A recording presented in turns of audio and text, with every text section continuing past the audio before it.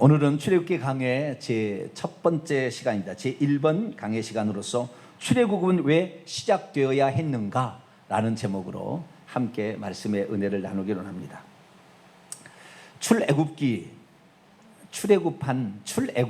애굽을 히브리어로는 미츠라임이라 합니다. 미츠라임, 아벨 미스라임. 아벨은 슬픕니다. 잃어버립니다. 그 뜻이 아벨 미스라임. 애굽의 슬픔, 애굽의 잃어버림이란 뜻이죠. 아벨 미스라임 기억나시죠? 그래서 이 미츠라임이라고 그러죠. 그런데 우리가 이 미츠라임을 사람들은 이집트라 이렇게 얘기를 하고, 이집트를 한자로 번역할 때 애굽입니다. 애굽이라고 옛날에 했는데요. 한자로 번역 애굽이고, 이것이 이집트입니다. 그 이집트를 탈출하는 것이 출애굽기죠. 이집트에서 이스라엘 민족이 탈출하는 기록이라고 합니다. 이 히브리어의 출애굽기 요 제목은 출애굽기라고 안 나왔어요. 히브리인들의 성경책, 그 성경책을 보게 되면 그 성경책은 첫 장 첫 절 맨 앞에가 제목이에요. 그러니까 여기에 예를 들어서 출애굽기는 어떻게 하냐면 그리고 이것들이 이름들이다 이렇게 시작됩니다. 이게 그리고 이것들이 이름들이다 이렇게 시작되고 있어요. 이 히브리어로 보게 되면. 그래서 그것들이 그리고 왜 그것들이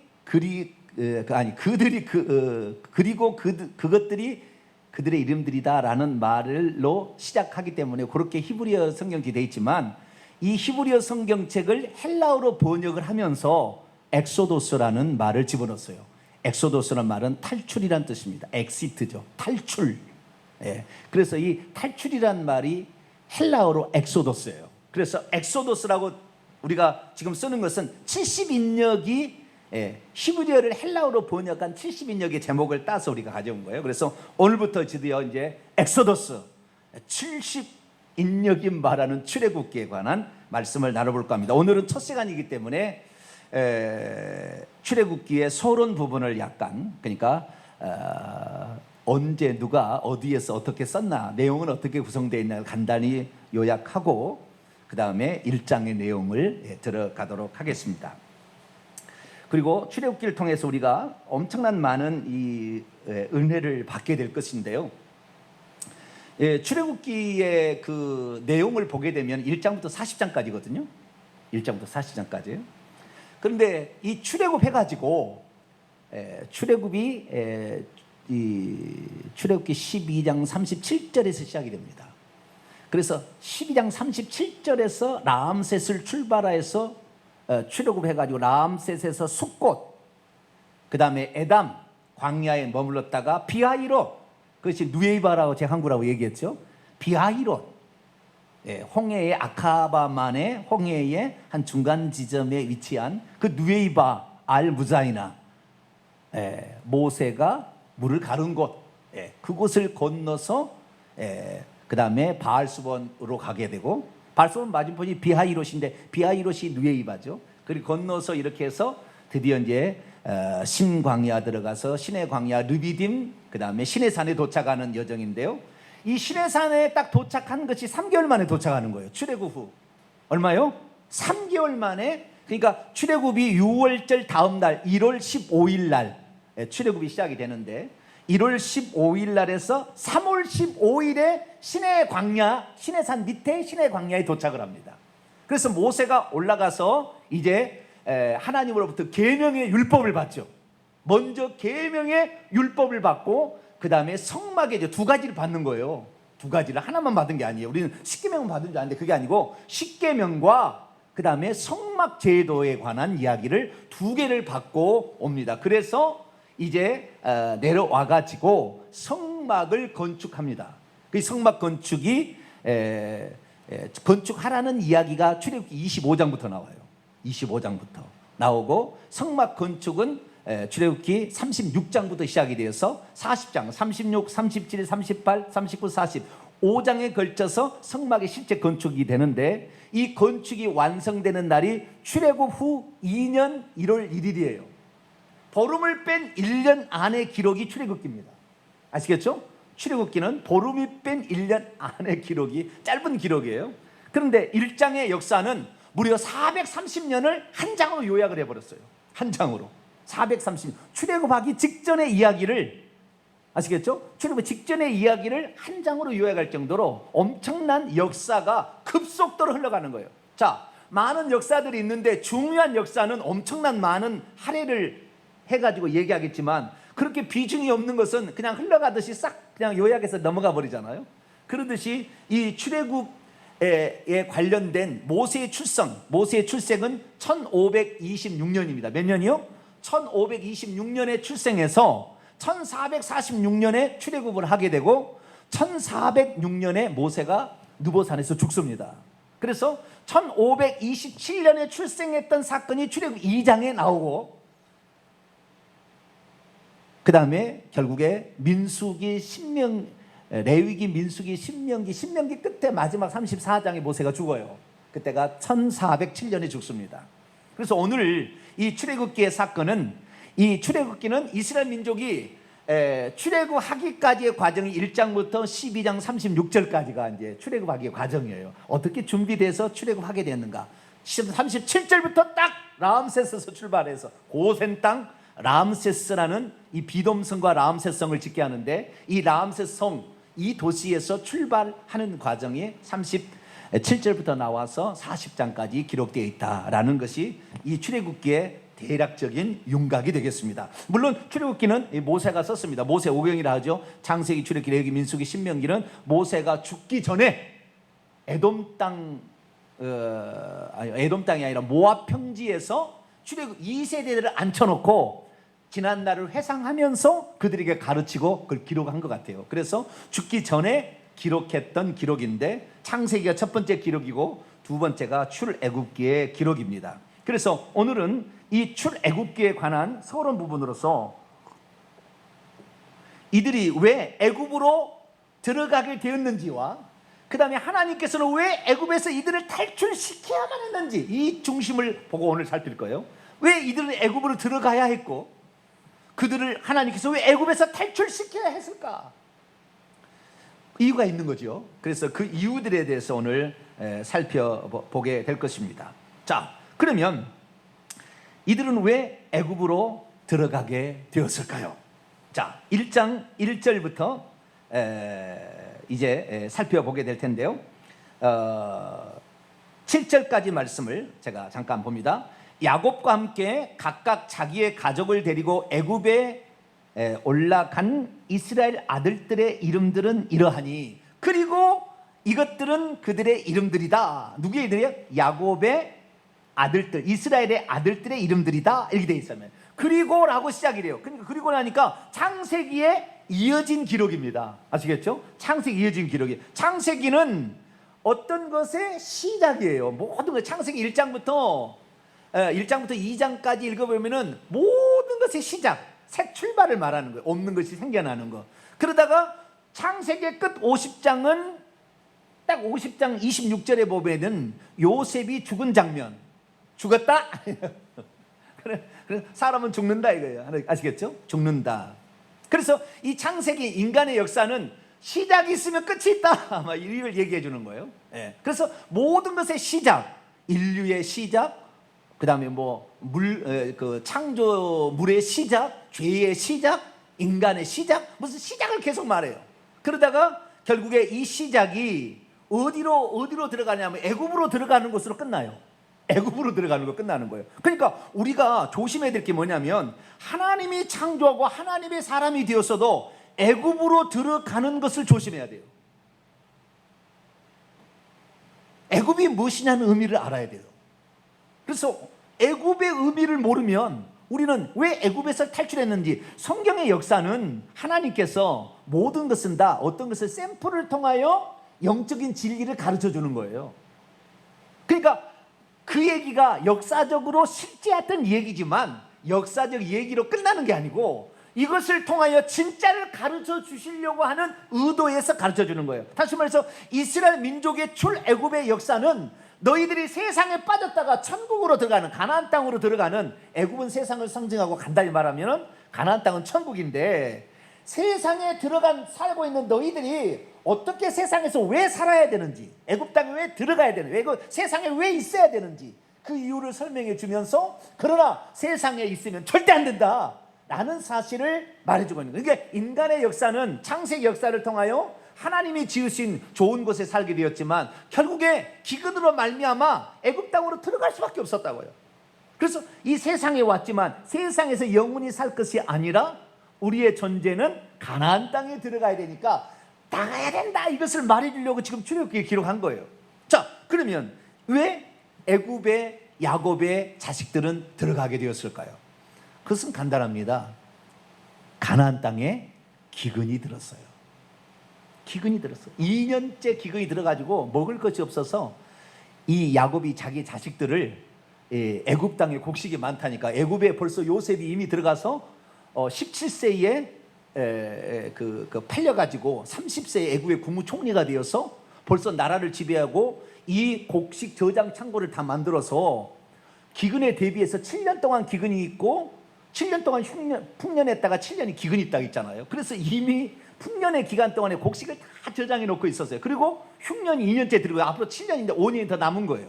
2년째 되던 해 야곱이 곡식이 저 애굽에 있다니까 사악하고 오너라 해가지고 은근패물 곡식을 들고 가가지고 결국에 사오는 이런 일들을 하게 되는 장면이에요. 그런데 요셉이 그때 자기의 형들이 와서 무릎을 꿇는 해와 달과 11별이 절하더이다는 그 꿈이 그대로 실행이 됩니다.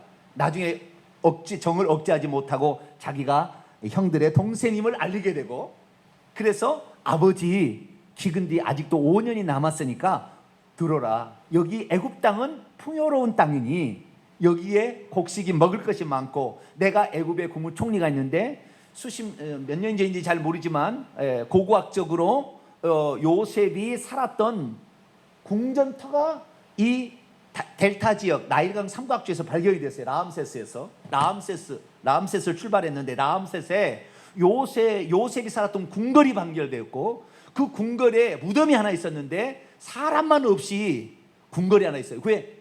이스라엘 민족이 나가게 될 때 요셉이 유언하잖아요. 너희들이 나갈 때 내 해골을 메고 나가라. 그래서 해골만 딱 가지고 갔어요. 그래서 그 무덤이 발견된 거예요. 얼마 안 됐어요. 그리고 이 곡식 저장 창고가, 요셉이 지었던 곡식 저장 창고가 무수히 발견돼 버린 거예요. 그러니까 이 이스라엘 민족이 애굽 땅에서 200만 명이 살았다는 흔적은 애굽이 기록하지 않아. 왜? 자기들이 빼앗겨 버렸잖아요.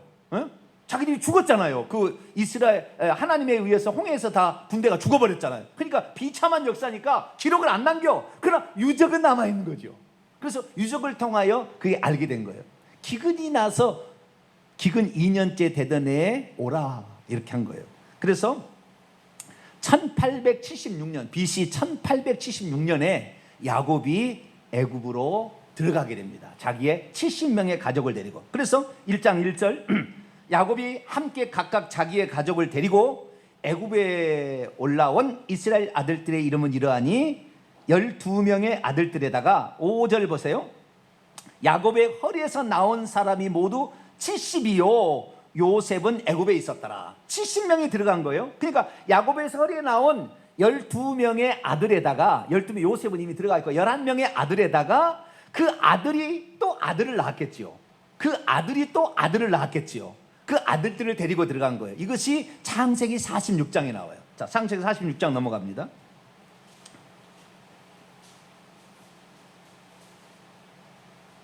창세기 46장 5절과 7절, 5절에서 7절 읽습니다. 시작. 야곱이 부엘세바에서 떠날새 이스라엘의 아들들이 바로가 그를 태우려고 보낸 수레에 자기들의 아버지 야곱과 자기들의 처자들을 태우고 그들의 가축과 가나안 땅에서 얻은 재물을 이끌었으며 야곱과 그의 자손들이 다 애굽으로 갔더라. 이와 같이 야곱이 그 아들들과 손자들과 딸들과 손녀들 곧 그 모든 자손을 데리고 애굽에 갔더라 하면서 8절부터 27절까지 애굽으로 내려간 이스라엘의 가족의 이름을 얘기하는데 루벤은 루벤의 아들 누구와 시몬의 아들 누구와 이렇게 아들들의 얘기가 나와요. 근데 여기서 중요한 것은 좀 이따 봐야 되니까 12절을 봅시다. 유다의 아들들이 누가 들어갔는지 이걸 잠깐 봐야 돼요. 자, 12절 읽습니다. 시작. 유다의 아들 곧 엘과 오난과 셀라와 베레스와 세라니. 엘과 오난은 가나안 땅에서 죽었고 베레스의 아들은 헤스론과 하물이요. 헤스론까지 들어간 거죠. 그러니까 야곱의 넷째 아들이 유다인데 유다가 누구를 낳아요?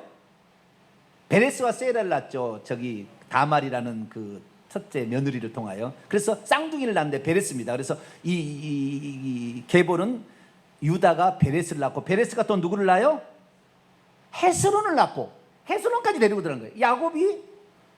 야곱의 아들, 손자, 증손자까지 데리고 들어간 거죠. 그렇죠? 증손자가 들어간. 그래가지고 26절 야곱과 함께 애굽에 들어간 자는 야곱의 며느리들 외에 66명이니 이는 다 야곱의 몸에서 태어난 자들이며 애굽에서 요셉이 낳은 아들은 2명이니 야곱의 집사람으로 애굽에 이른 자가 모두 70명이었더라. 그래서 70명이 애굽으로 들어가게 됩니다. 70명이 애굽으로 들어가게 되는데 이 70명이 애굽으로 들어갈 때에 70명은 어떤 거예요? 남자들만 해당이 되고 남자들만 그리고 여자들은 해당이 안 되겠죠. 그래서 더 많은 숫자가 들어갔을 거라고 추정이 됩니다. 그래서 70명이 들어가게 되는데 나중에 나올 때는 얼마가 나오느냐? 얼마가 나오죠? 60만 명이 나오는 거예요. 자, 출애굽기 12장을 봐볼까요? 37절입니다. 12장 37절 읽습니다. 시작. 이스라엘 자손이 라암셋을 떠나서 숫곳에 이르니 유아 외에 보행하는 장정이 60만 가량이라. 60만 가량이라. 시내산에서 율법을 받고 나서 성막을 지은 다음에 민수기 1장에 보면 시내 광야에 있는 출애굽 1세대들의 숫자를 세봐요. 민수기는 2번 숫자를 세는 거예요. 그래서 민수기예요. 백성의 숫자를 셌다 말이에요. 1장에 한 번 세고 26장에 한 번 세요.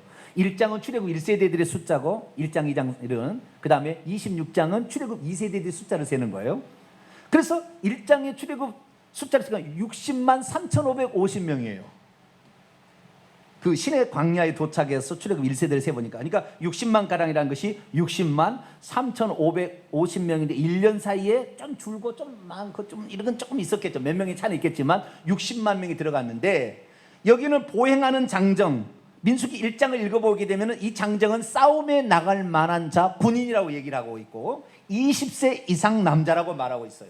그래서 싸움에 나갈 만한 자 20세 이상 50세까지를 치고 50세 이상은 안 쳐요. 노인과 여자와 어린아이는 뺀 거예요. 그러니까 약 200만 명의 숫자가 출애굽했을 거라고 추정이 됩니다. 그래서 이렇게 나오는 거예요. 자, 그런데 문제는 뭐냐? 6절 7절입니다. 출애굽기 1장 6절 7절 읽습니다. 시작. 요셉과 그의 모든 형제와 그 시대의 사람들은 다 죽었고 이스라엘 자손은 생육하고 불어나 번성하고 매우 강하여 온 땅에 가득하게 되었더라. 이렇게 말합니다. 자, 이제 두 가지를 여기서 알아야 되는데, 첫째는 뭐냐? 애굽 땅에 들어가게 되었고 하나님은 애굽에서 탈출하게 되는데 애굽은 무엇을 상징하는 것인가를 알아야 돼요. 무엇을 상징하는? 두 가지를 상징하는 거예요. 두 가지를 상징하는데, 두 가지는 뭐냐? 첫째는 애굽은, 그러니까 성경에 여러 가지 그 제국들의 이야기를 막 이렇게 하거든요. 바벨론이라는 제국은 종교 우상을 대표하는 세상이에요. 이게 세상이 있는데, 세상에 여러 가지 구분이 있는데 바벨론은 종교 우상, 아시겠죠? 바벨론 종교. 그래서 아브라함이 자기 아버지가 우상을 만들어 팔 때에 탈출시키잖아요.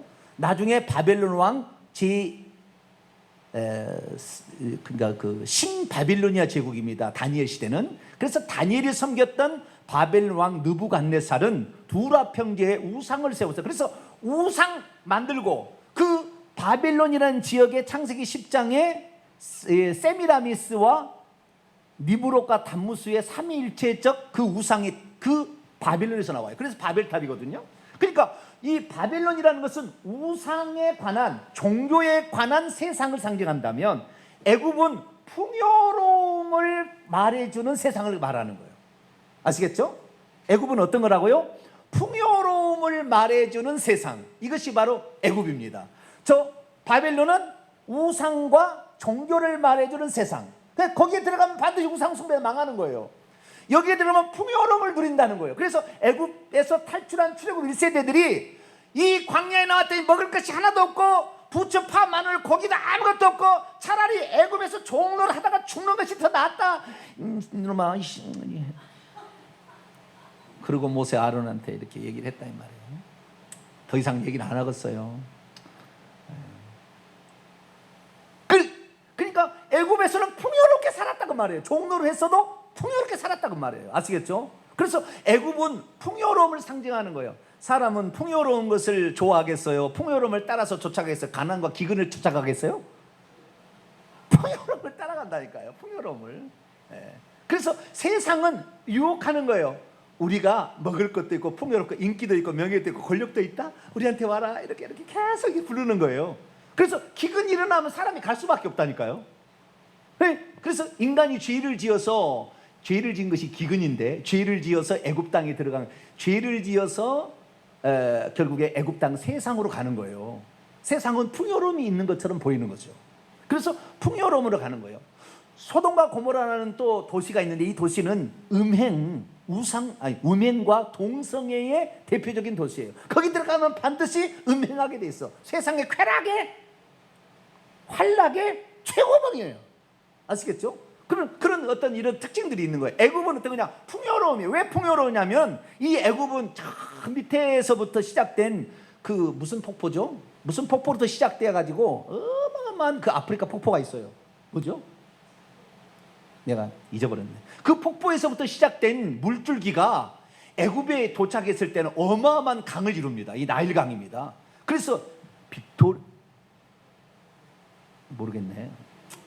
저는 성경은 잘 아는데 가끔가다 세상 건 잘 잊어버려요. 그러니까 그냥 적당히 알아서 이해하시면 돼요. 어쨌든 어마어마한 그 폭포에서 시작된 물이 이렇게 흘러와가지고 에티오피아를 흘러가지고 이쪽 이집트로 오는 거예요. 그래서 지중해로 빠져나가는데 그 나일강의 물줄기가 어마어마하게 큽니다. 그래서 이집트는 농사하는데 부족함이 없어요. 왜냐하면은 이 이집트의 그 벽화를 보면은 풍차처럼 돼 있는데 발로 이렇게 물을 댑니다. 이렇게 올리게 되면 물이 꼴꼴꼴꼴꼴 이렇게 내가 물이 되는 거예요. 아시겠죠? 그러니까 거기는 가뭄이 아무 문제 안 되는 도시예요. 왜? 나일강은 항상 물이 흐르고 있으니까.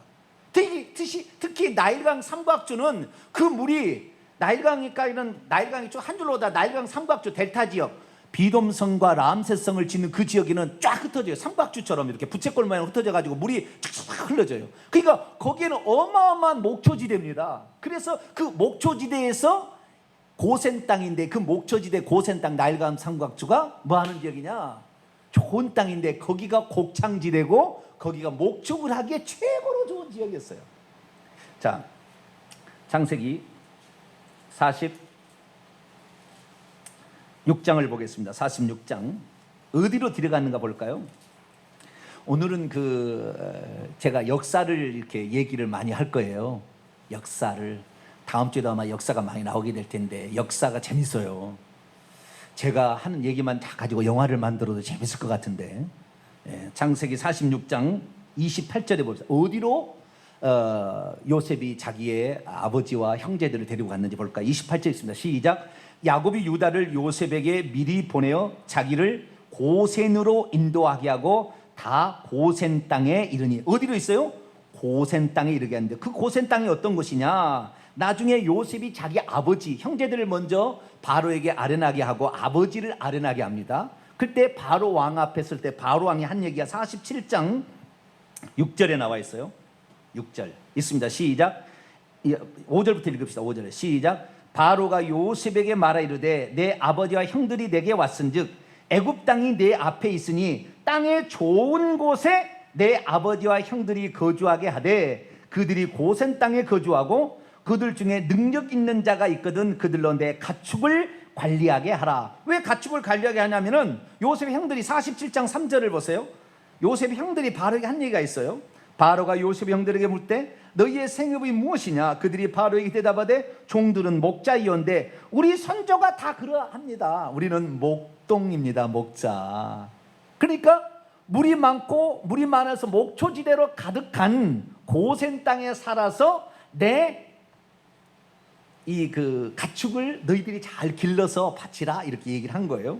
자, 또 봅시다. 47장 11절 읽습니다. 시작.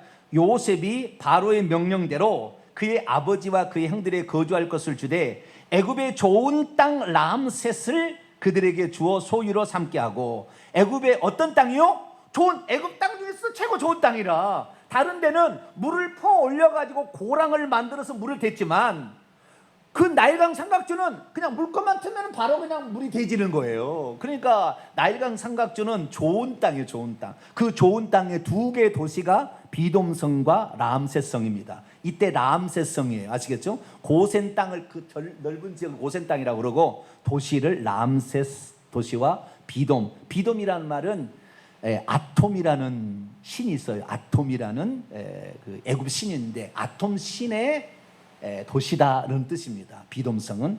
그 다음에 람셋은 그 라라는 말은 이 이집트어로 태양이라는 뜻입니다. 태양. 그래서 이집트의 신 중에서 최고의 신은 라예요. 라. 그래서 람셋이라는 말은 이 라에다가 암셋을 붙인 말인데 태양신 라가 그를 낳았다 그런 뜻입니다. 그러니까 태양신이 낳은 중에 가장 좋은 자리가 어쩌면은 람세스예요. 람세스. 그 땅에 이스라엘 민족이 살게 된 거죠. 그래서 애굽은 한마디로 풍요로움을 상징하는 것이에요. 아시겠죠? 풍요로움을 상징하는 것. 그래서 세상은 항상 우리에게 뭔가를 줄 것처럼 항상 이렇게 풍요로움을 얘기한다는 말이에요. 그래서 그 풍요로움을 상징하는 곳이 애굽이니까 이 세상의 풍요로운 곳에서 사람은 들어간다는 거예요. 자, 첫 번째, 아브라함을 하나님께 불렀을 때 갈대아 우르 바벨론에서 불렀잖아요. 종교의 우상의 집단 거주촌에서 불렀는데 가나안 땅에 들여보내려고 했지만 가나안 땅에 죄악이 관영하지 않았어요. 아직 우상 숭배가 관영하지 않아서 쫓아낼 명분이 없는 거예요. 그래서 잠깐 머물게 가나안 땅에 부엘세바, 막벨라 굴 뭐 이런 데다가 잠깐 이렇게 헤브론 이런 데가 막 왔다 갔다 했잖아요. 베들레 왔다 갔다 했잖아요. 근데 거기에서 머무르고 있을 때 이 아브라함 때도 기근이 났을 때 어디로 가서 기근을 해결하냐면 아브라함도 애굽 땅에 들어가서 기근을 해결합니다. 창세기 12장을 볼까요?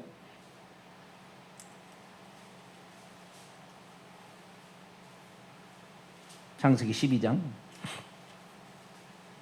10절. 이 가나안 땅에 기근이 든 거예요. 어디로 내려가는 걸까요? 읽습니다. 시작. 그 땅에 기근이 들었으므로 아브라함이 애굽에 거류하려고 그리로 내려갔어요. 애굽에 내려갔는데 자기의 부인이 아름다운 여인이라 자기를 죽일까 봐 마누라를 동생이라고 속였다가 나중에 바로가 그를 왕비로 맞아들이려고 했는데 하나님이 막았잖아요. 때려 죽일려면 그래. 난 몰랐는데요. 빨리 돌려보내. 알았습니다. 그래가지고 이 아브라함을 부르다가 양과 소와 노비와 암수 나귀와 낙타들을 보내고 나가라고 이렇게 얘기를 해요. 그래서 애굽 땅은 뭔가를 얻어가지고 나오는 거예요.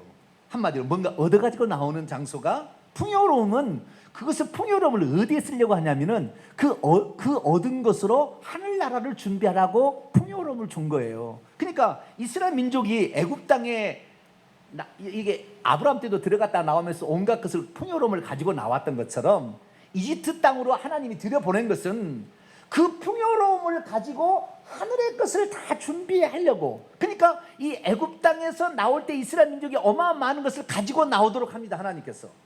자, 출애굽기 3장을 볼까요? 출애굽기 3장 21절에서 22절을 볼까요? 여러분, 우리가 이 땅에서 이 세상에서 풍요로운 물질과 여러 가지 많은 것을 누리게 된 원인이 이유가 어디 있는지 알라 이 말이에요. 이 말은 지금. 자, 21절에서 22절을 봅시다. 시작. 내가 애굽 사람으로 이 백성에 은혜를 입히게 할지라 너희가 나갈 때 빈손으로 가지 아니하리니 여인들은 모두 그 이웃 사람과 및 자기 집에 거류하는 여인에게 은폐물과 금폐물과 의복을 구하여 너희의 자녀를 꾸미라. 너희는 애굽 사람의 물품을 취하리라. 애굽에서 풍요로움을 누리게 해서 박사가 버리라. 그게 아니라 애굽의 풍요로움을 통하여 장차 너희가 들어갈 가나안 땅에 들어가서 살 것을 장만하라라고 세상의 풍요로움을 우리에게 준 거다 그 말이에요. 그런데 시간이 점차 흐르게 되니까 어떻게 되느냐? 애굽의 그 풍요로움에 만족해서 우리는 종이라도 줬사오니 이 풍요로움에서 살겠다는 생각을 하게 된 거예요. 그냥 하나님, 아니야, 너희들이 있어야 할 것은 가나안 땅 천국이지. 이 땅에 풍요롭다 거기에 빠지면 애굽의 왕을 대표하는 바로가 사탄입니다. 사탄만이야. 네 왕 돼서 네는 완전히 망하게 돼. 너희들에게 이 세상에 풍요로움을 준 것은 하늘나라에 들어갈 것을 장만하라고 준 거야. 나중에 보게 되면 출애굽기 25장에 시내산에 올라가서 20장에 19장에 시내산에 올라가고 20장에 이 시내산에서 율법 10계명을 받잖아요. 그리고 25장부터 성막을 지을 성막법을 가르쳐요. 그러니까 이 출애굽기의 핵심 내용은 성막이 어마어마한 분량을 차지하고 있어요. 25장부터 40장까지 나오니까. 그런데 이 성막, 나는 이 애굽 사람들에서 이스라엘 민족이 10가지 재앙을 애굽에 내려가지고 이스라엘 민족을 탈출하게 될 때 그냥 빨리 도망치게 하지. 애굽 사람한테 너 금내나 은내나 했더니 다 내나타나잖아 여기에. 이러다가 안 내놓으면 어떡하려고. 하나님께서 이런 일을 하나. 나는 그런 생각을 많이 했거든요. 결국에 나중에 깨닫게 된 건 뭐예요? 하나님께서 애굽을 치시고 그 10가지 재앙은 애굽의 신들을 친 거예요.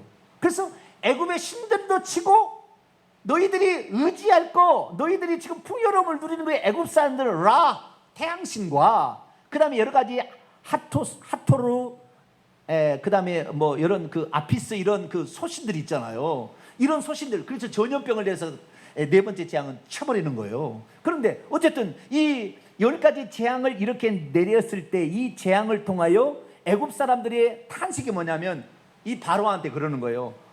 이 나라가 이미 망한 줄 바로는 왜 모르시나이까 이 얘기를 합니다. 나중에 처음에는 바로가 절대 안 되네. 내가 너희들 때문에 먹고 사는데 너희들 내놓겠어 막 이러다가 나중에 막 재앙이 막 떨어지니까 아주 이게 바로가 코가 썩져 나오는데 대신대로 와서 그러는 거예요. 애굽이 망한 줄 왜 모릅니까? 저놈들 계속 안 보냈다는 다 죽습니다 이거예요. 그러니까 이 하나님께서 이 애굽의 10가지 재앙을 내리는 것은 내보내려고 하지만 전쟁에서 승리자로 내보내서 애굽의 물품을 뺏어가지고 오라 이러려고 그런 거예요. 우리의 능력으로 승리할 수 없지만 예수 그리스도의 힘을 입으면 우리는 이 땅에서 승리자로서 천국에 갈 수 있다 그 말이에요. 그래서 이 애굽의 풍요로움은 우리가 풍요로움에 묻혀서 팍 살아버려라 그 말이 아니고 이 풍요로움을 가지고 천국에 들어갈 준비를 하는데 이 천국에 들어갈 준비를 하는 곳이 어디냐면 성막이에요. 성막. 성막에 필요한 재료가 금, 은, 동, 놋, 수많은 그 청색, 자색, 홍색 실, 뭐 해달의 가죽, 뭐 에봇, 뭐 보석들 전부 이런 거잖아요. 이런 것들 다 애굽에서 가져 나온 겁니다. 그러니까 애굽에서 430년 동안 이스라엘 민족이 산 것은 성막을 짓기 위해서 그 성막을 지을 재료를 들이니 하늘에 우리의 집을 짓는 겁니다. 그래서 나중에 이제 성막을 짓는 장면이 36장부터 나오게 되는데 그때 자원함으로 막 사람이 드립니다. 그래서 천국의 것을 준비하는 장면이 나와요. 그래서 애굽이라는 뭐냐? 세상의 풍요로움을 상징한다. 그러나 이 풍요로움은 그 풍요로움을 누리고 거기서 죽으라고 거기서 살라는 것이 아니라 하늘의 것을 준비하라고 하나님이 주신 기회이기 때문에 이 땅에서 우리가 풍요로움을 마음껏 취하시게 되기를 축원합니다. 그러나 이 풍요로움에 빠져버리지 말고 우리가 장차 거할 우리의 완전한 초선 어디다? 하늘나라 천국이다. 이걸 알고 천국에서 부자되고 천국에서 인정받는 자로서 그 물질을 쓰라 그 말이에요. 아시겠죠? 할렐루야. 예, 성막에 재료를 쓰려고 다 갖게 나오게 한 거예요. 그래서 애굽이라는 것은 세상의 풍요로운 세상을 상징한다라는 것입니다. 그리고 두 번째, 이 애굽에 상징하는 것은 번성의 상징입니다. 뭐라고요? 번성. 풍요로움과 번성이에요. 그래서 출애굽기 1장 7절에 이스라엘 자손은 생육이 불어나 번성하여 매우 강하여 온 땅에 가득하게 되었더라.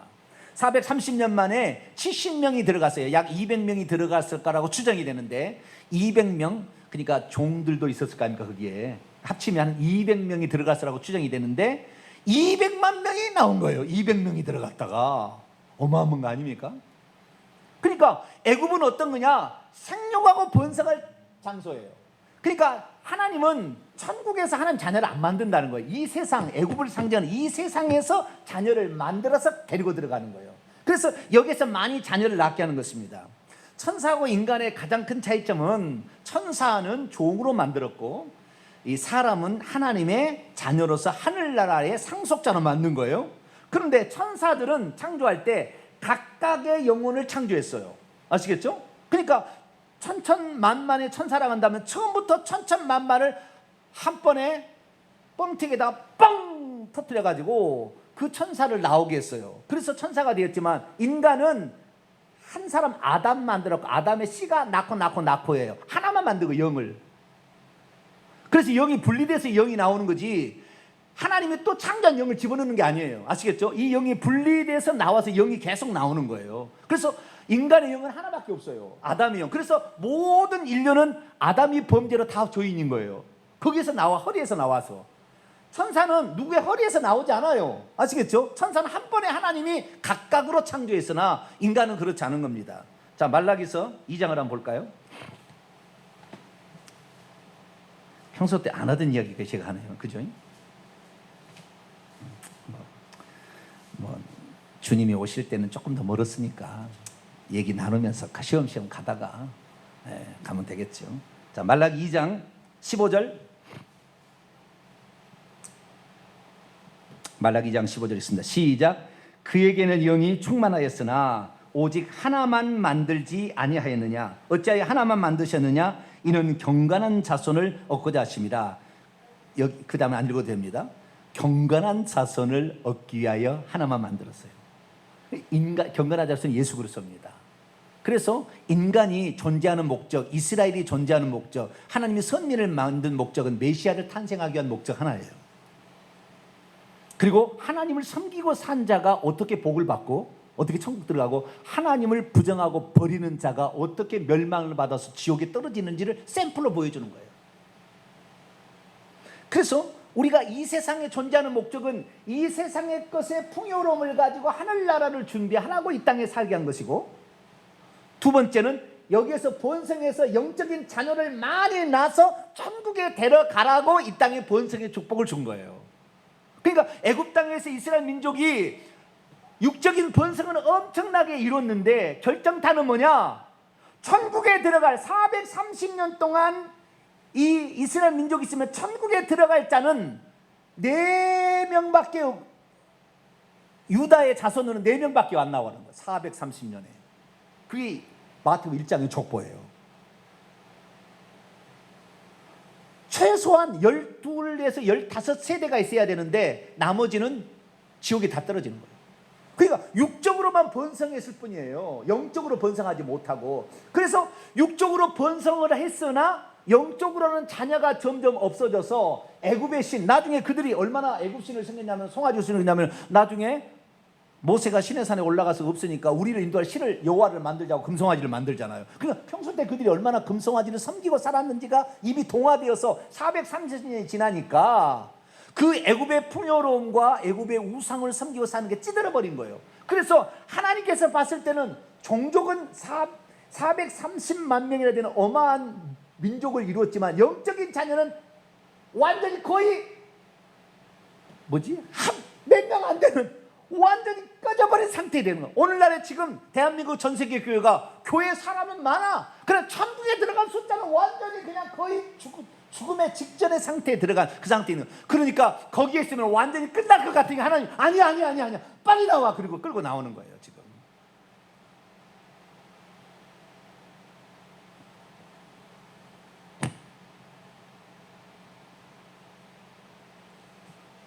이것을 영적으로 해석한다면 우리는 거꾸로 이 땅의 풍요로운 물질은 천국을 준비하는 재료로 쓰는 것이고, 이 땅에서 많은 영적인 자녀를 낳으라고 이 세상에 기간을 주셨다 생각하고 많이 전도하라 그 말이에요.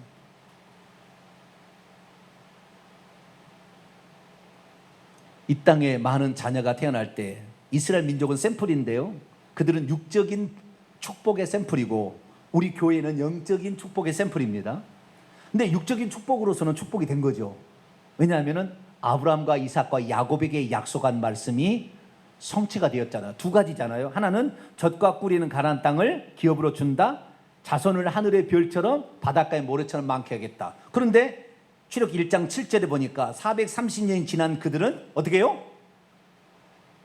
자손 번성의 축복은 이루어졌지만 아직 가나안 땅에 들어갈 약속이 남아있는. 그래서 왜 하나님께서 이스라엘 민족을 애굽에서 구출해 낼 수밖에 없는가?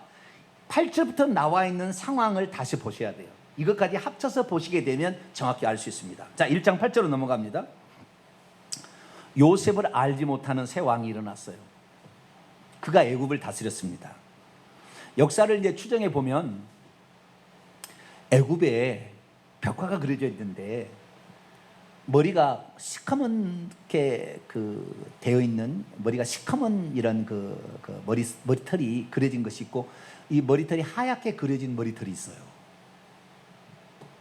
한때 하얗게 그려진 머리털을 하는 족속이 와서 애굽을 다스렸어요.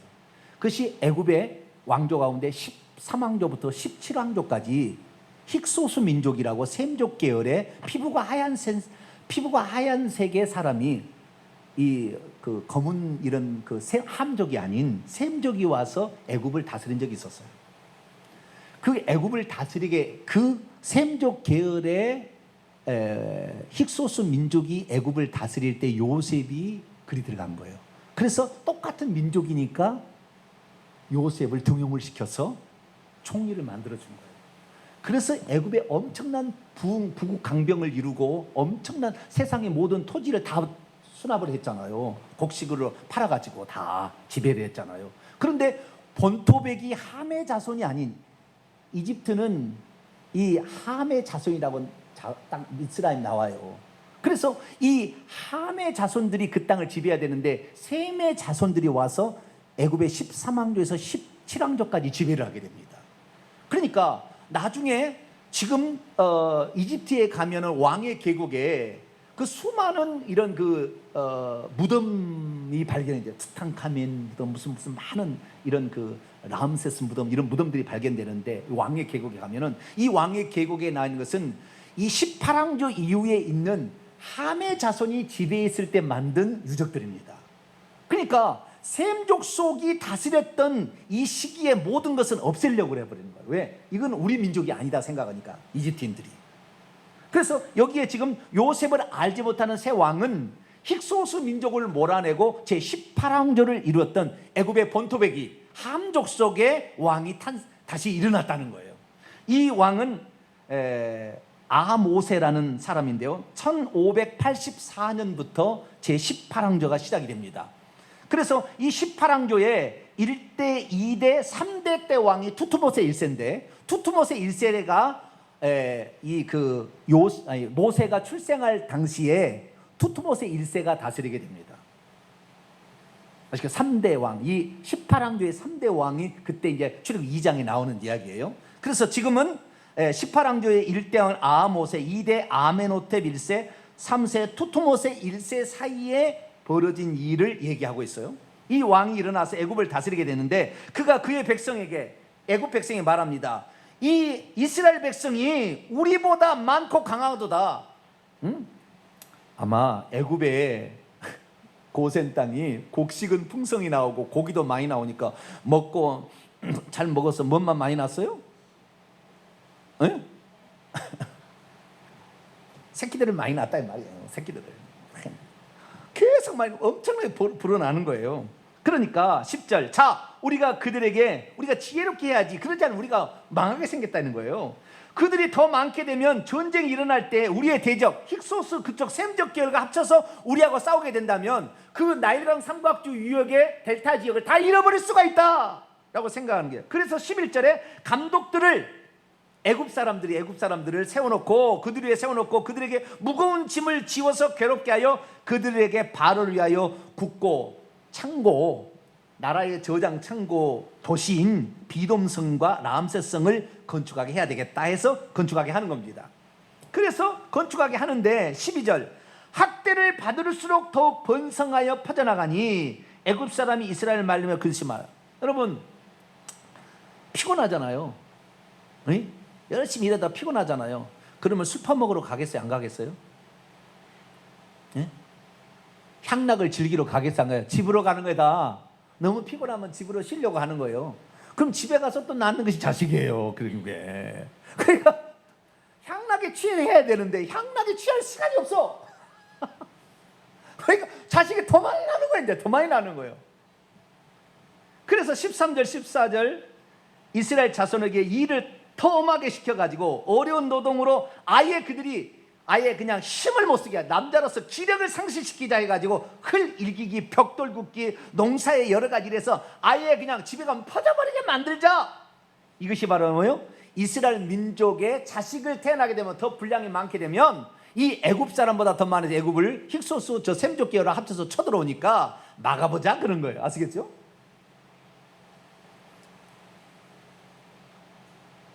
그런데도 이것이 잘 정책이 안 됐어요. 그러니까 이제부터는 남자아이를 죽이는 민족 말살 정책을 시작합니다. 그것이 15절부터 시작되는 거예요. 애굽 왕이 히브리 산파, 히브리인들의 산파인데요. 이거 히브리인지 아닌지는 지금도 논란이에요. 이 산파들은 그냥 아니라고 봅니다. 문맥을 보면 십부라 하는 사람과 부하라는 사람에게 말하 이르되 너희는 히브리 여인의 해산을 도울 때 만약에 이 히브리 산파 십부라가 부하라는 사람이 히브리 사람들이었다면 너희 민족을 위하여 해산을 도울 때 이렇게 했겠죠. 그러나 히브리 여인을 위하여 해산을 도울 때 아니라는 거잖아요. 다른 민족이니까 그랬을 거예요. 그러니까 애굽 사람이든지 아니면 다른 나라 사람들이니 그럴 가능성이 매우 많아 보입니다. 그런데 히브리 여인들이여 조산할 때에 그 자리를 살펴서 아들이면 그냥 목을 꽉 눌러버리라 그래요. 목을 꽉 눌러버려요. 죽여버리고 딸이면 살려두라. 딸은 전쟁도 안 할 거고 열심히 노력만 할 수 있으니까 그럼 딸은 살려두라 그렇게 한 거예요. 그런데 17절 히브리 산파들이 하나님을 두려워하여 애굽 왕의 명령을 어기고 남자 아기들을 살려주었어요. 애굽 왕이 산파들을 부르서 호되게 야단을 칩니다. 어찌하여 남자 아기를 살려주었느냐? 산파가 바로에게 대답합니다. 히브리 여인들은 애굽 여인들과 같지 않아서 건장하다. 건장하다는 말은 생명력이 왕성해서 우리들이 산파들이 그러니까 이 십부라와 부하는 산파들의 대장입니다. 내가 말한 우리 산파들이 그들에게 가기 전에 벌써 해산해버렸어. 그냥 힘을 팍 써서 놔버렸어. 그냥 우리가 가서 받아내야 되는데 히브리 여자들은 엄청 힘이 세가지고 그러지는 않았겠지요. 살리려고 그렇겠지요. 물론 그랬을지도 모르겠어요. 실제로. 왜냐하면은 당시의 기록을 보니까 애굽인들은 맨날 향락에 취해 있었대요. 왜? 그 종들이 다 히브리인들이 주는 것을 먹고 즐기는 것만 하다 보니까. 그래서 여자들은 생활력이 떨어지고 그냥 너무 잘 먹으니까 애도 못 낳는 거예요. 그런데 이 히브리 여인들은 자기 남편들이 고생해서 들어오기 때문에 열심히 좌우지간 히브리 여인들도 일했을 가능성도 있어요. 그래서 이 히브리 여인들은 열심히 악착같이 집안 살림을 열심히 했기 때문에 이 여인들은 우리가 할 수 있는 것은 애 낳는 일이야. 팍 났다는 거예요. 그래가지고 했는데 여러분 히브리 산파들은 거짓말한 겁니까? 지혜롭게 행한 겁니까? 네? 어떤 사람은 히브리 산파들이 거짓말했대요. 거짓말하지 않으면 10계명을 어기고 죽여버려야 되는데 근데 20절 보세요.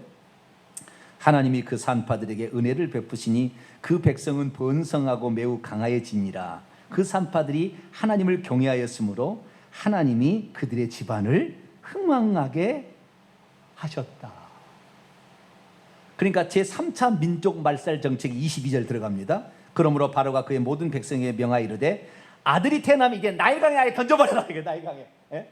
히브리 산파들이 목을 콱 졸라 죽여버리라 그랬는데 그게 안 된다 그래요. 안 된다니까. 그러면은 무조건 히브리 산파들은 히브리인들이 여자들이 아이를 낳으면 나일강에 던져서 죽여라는 거예요. 다 죽였어요. 이 어떻게 아론까지는 안 죽고 아론이 태어난 후에 명령이에요. 아론하고 모세는 3살 차이인데 아론까지는 괜찮았어요. 아론 다음에 죽여라. 그래서 다 죽인 거예요. 그것이 이제 2장의 다음 주에 이제 할 이야기입니다. 다음 주에 더 재밌는 이야기가 이제 있어요. 다음 주에 가고 여기에서 우리가 중요하게 여기는 뭐냐면은 바로 왕이 뭘 의미하느냐 이 정의를 하고 오늘 마치겠습니다. 애굽은 뭘 상징한다고요? 세상의 풍요로움과 번성의 장소를, 기회를 상징한다라고 말씀을 드렸고, 바알왕은 뭐냐? 하나님의 자녀들이 번성한 걸 제일 싫어하는 건 누구예요? 마귀죠, 마귀.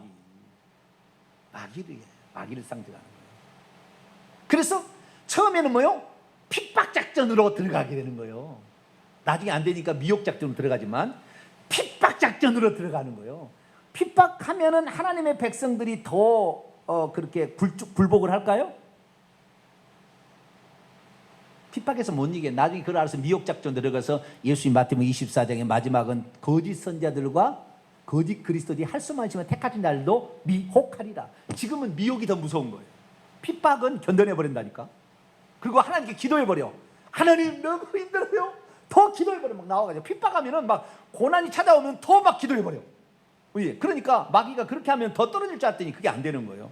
그래서 애굽왕 바로는 뭘 상징하느냐? 사탄을 상징하는 거예요. 사탄을.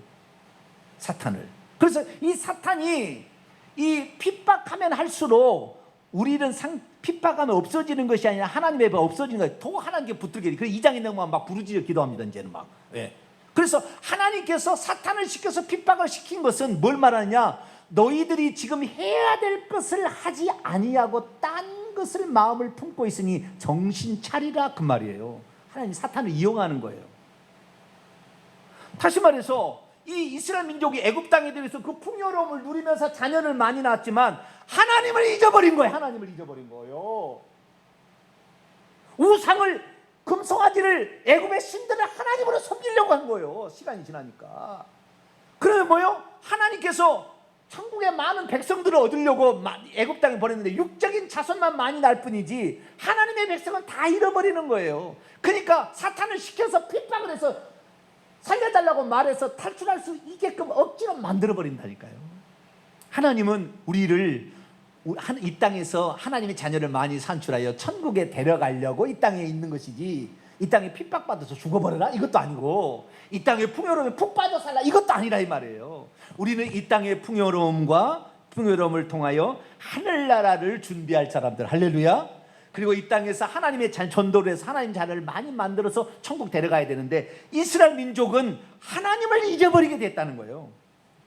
자, 신명기를 한번 볼까요? 신명기 8장 11절에서 14절까지 봅시다.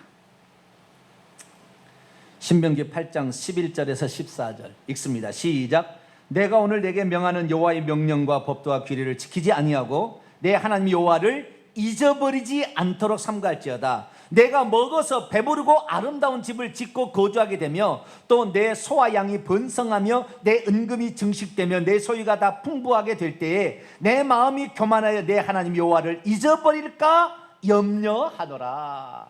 애굽 땅에서 풍요로움을 많이 느꼈는데 이 풍요로움을 하나님의 나라를 위해 써야 되는데, 하나님의 나라와 저 천국을 들어가서 우리가 얻을 것을 위해서 하늘의 보화를 쌓고 써야 되는데 그렇지 아니하고 이 풍성함에 하나님을 잊어버린 대로 간다 이 말이에요. 그러니까 핍박을 하러 가고 전쟁을 하러 가고 전염병을 하러 가는 거예요. 그래서 부르짖어 기도하게 만든다니까요.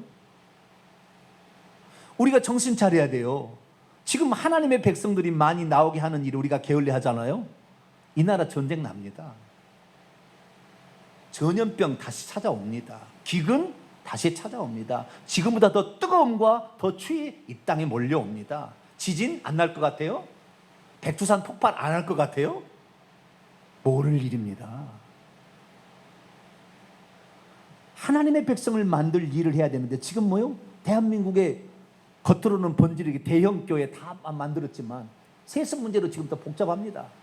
물질적 권력은 뛰어나지만 진실로 주님을 위해서 자신의 물질을 드릴 줄 모르는, 어디에다 물질을, 세상의 풍요로움을 쓸 줄 모르는, 자기 자식에게 물려주기 위해서 온갖 안달의 편법을 자행하는 대한민국 교회는 칠 거예요. 하나님이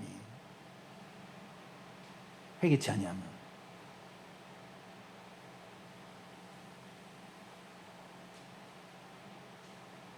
하나님은 왜, 결론입니다.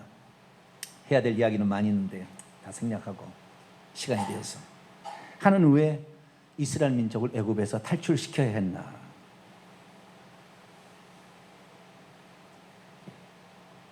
하나님이 주신 이 땅에 사는 목적을 상실해 버렸어요. 풍요로움을 어디에다 써야 되는지를 모르고 자손 번성, 육적인 자손 번성만 영적인 자손 번성을 잃어버린 거예요. 결국에 하나님을 잊어버리고 우상을 숭배하게 된 거예요.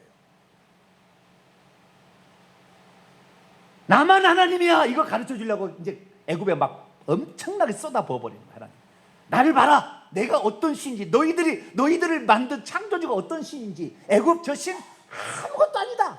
그거에서 막 10가지 그냥 퍼부어 버리는 거예요. 애굽 군대 불러다가 애굽에 홍해다 수장시켜 버리는 거예요. 봐라.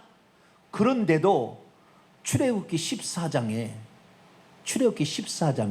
이스라엘 민족이 홍해를 건너기 직전에 애국 군대가 죽이러 온다니까 매장지가 없어서 우리를 여기서 죽이려고 하느냐고 원망하고 있어요.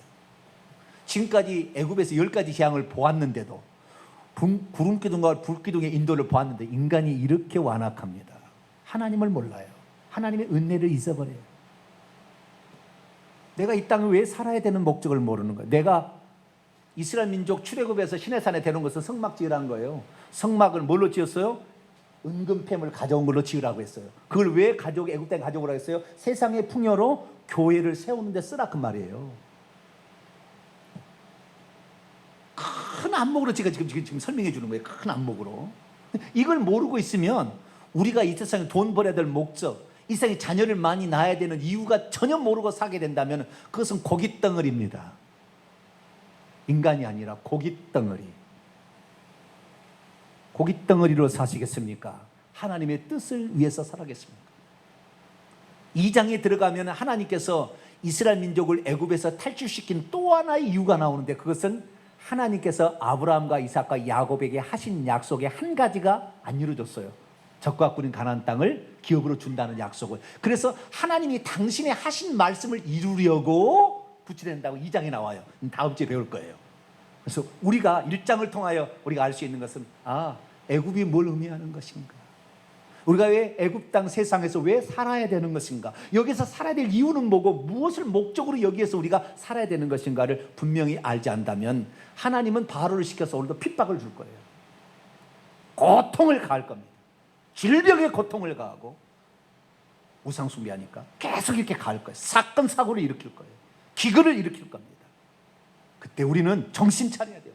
그래서 2장에서 부르짖기 시작하듯이, 주여 우리가 잘못했나이다, 우리가 하나님을 잊어버리고 세상 것에만 취해 살았나이다, 우리의 죄를 용서해 주소서. 이렇게 나가게 될 때 하나님께서는 우리에게 새로운 역사를 쓰실 줄로 믿습니다. 기도하겠습니다. 거룩하신 하나님, 감사합니다. 이스라엘 민족의 출애굽의 역사를 통하여 우리가